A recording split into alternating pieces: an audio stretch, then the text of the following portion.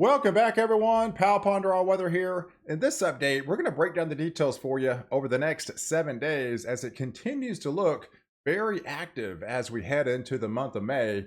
It's been extremely active over the last couple of days with all that severe storms. And yes, we have yet another day of it. Here is the area of low pressure this morning highlighted across northwestern portions of Nebraska.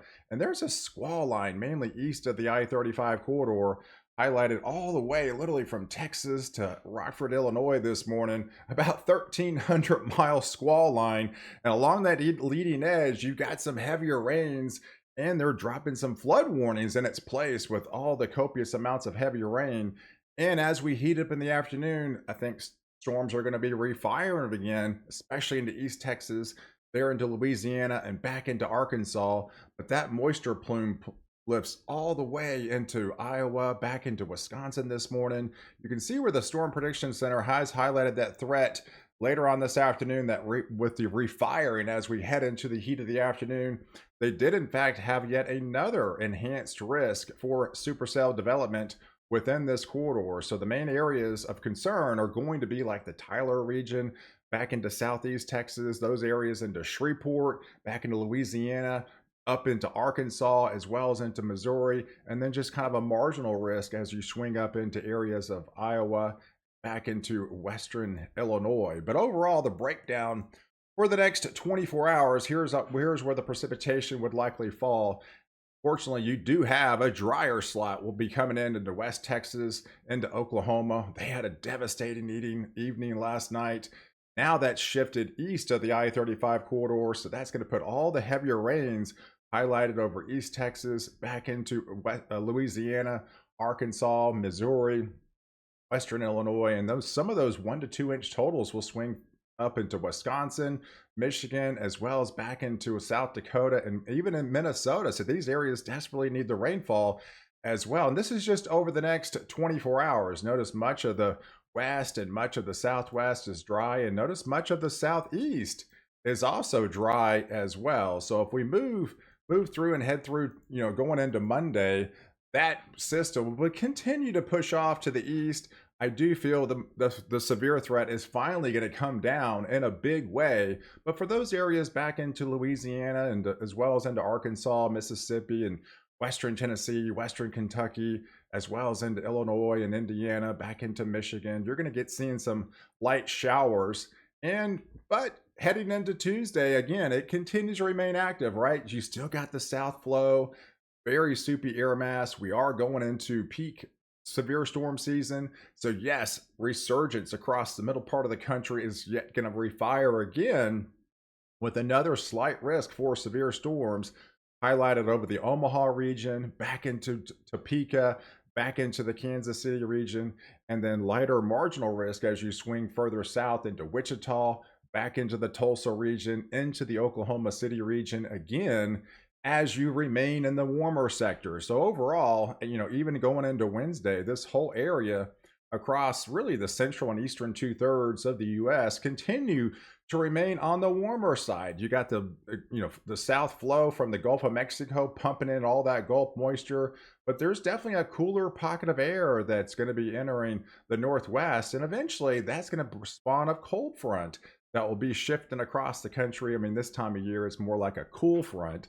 but that will set the stage for additional lift and additional showers and thunderstorms. And yes, some of those will be on the severe side, and that will be swinging across the country from west to east. But as we head into Wednesday, there's the Gulf moisture.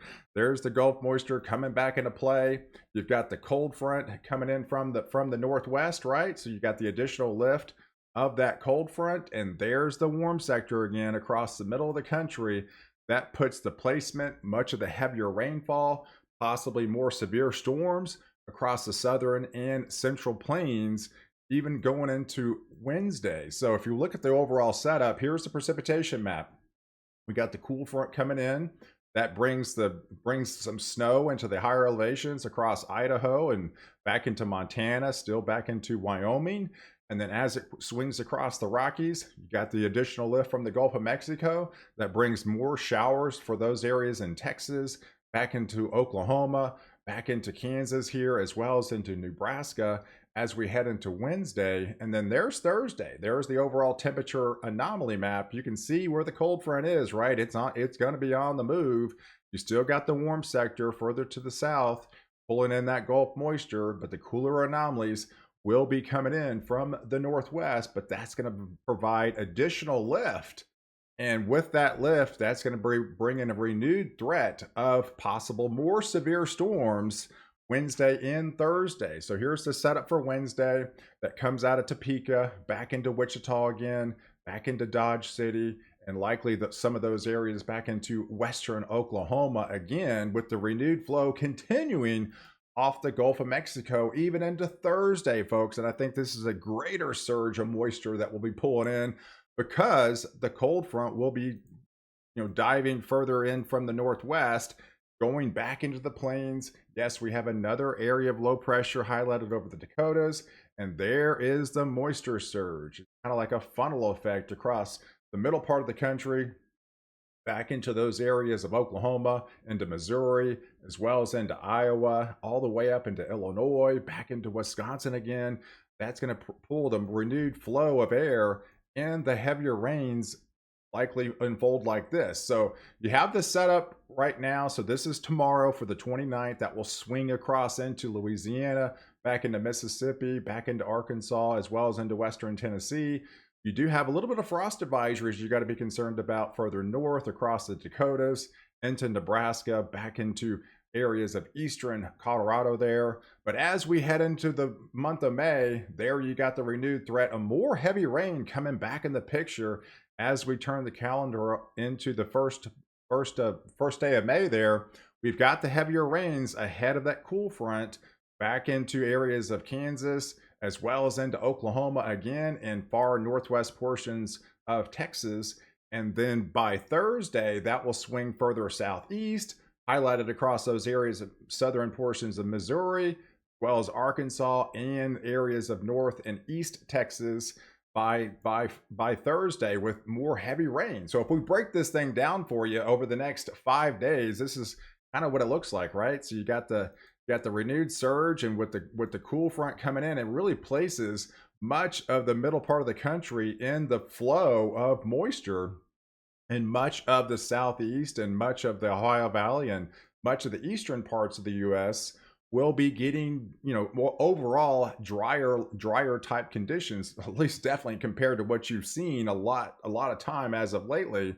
But the flow will be coming in from the northwest, and it's really the middle part of the country, from Texas to Louisiana to Oklahoma to Arkansas, areas of Kansas into Missouri, back into Illinois, back into Iowa again. There's areas drastically eating away at that drought, from the exceptional to the extreme to moderate. So they're making a huge dent in the drought up there into Iowa, those areas into Minnesota, as well as into Wisconsin there. That's the breakdown over the next 5 days. And here's where the cool front will likely be as we head into Friday. So this is your May the 3rd time frame, and look where it's at, right? It's draped across the middle part of the country.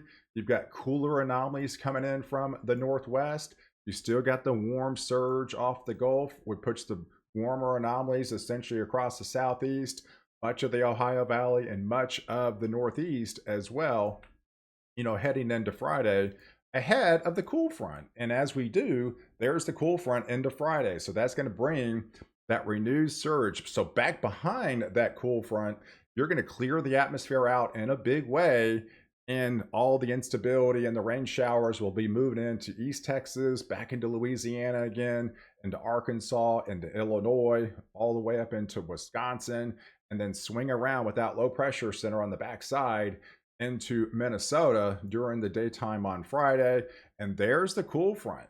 This one actually continues to move across the U.S. from west to east, and I think by next Saturday it will make it to the East Coast again. So by then you'll be probably wanting some rainfall back then. You're going to get some rain showers, probably not severe with this stuff, but rain showers move back into the picture for the Carolinas, up the eastern seaboard, through off the I-95 corridor. And as that low pressure center will be swinging into Canada, you're still trying to hang on to some of that snow up there.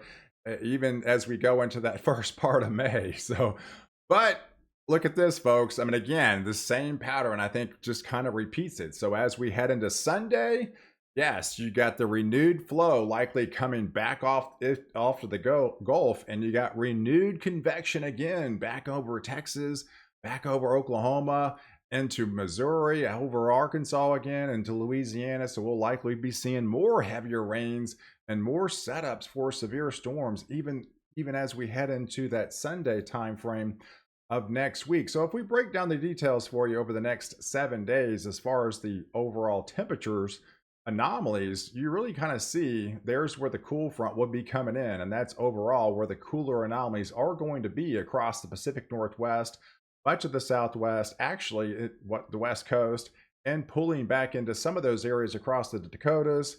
But overall, for those southern states and much of the Southeast there and much of the East, you're going to remain overall above average, really, for the next 7 days on the overall temperature map. So, but if we break down the overall precipitation, notice where the dry slot is, right? Much of the West and much of the desert Southwest really don't get much of any precipitation. You get the cooler anomalies, you don't get any precipitation. It's really highlighted across the cool front that will be coming in from the Northwest.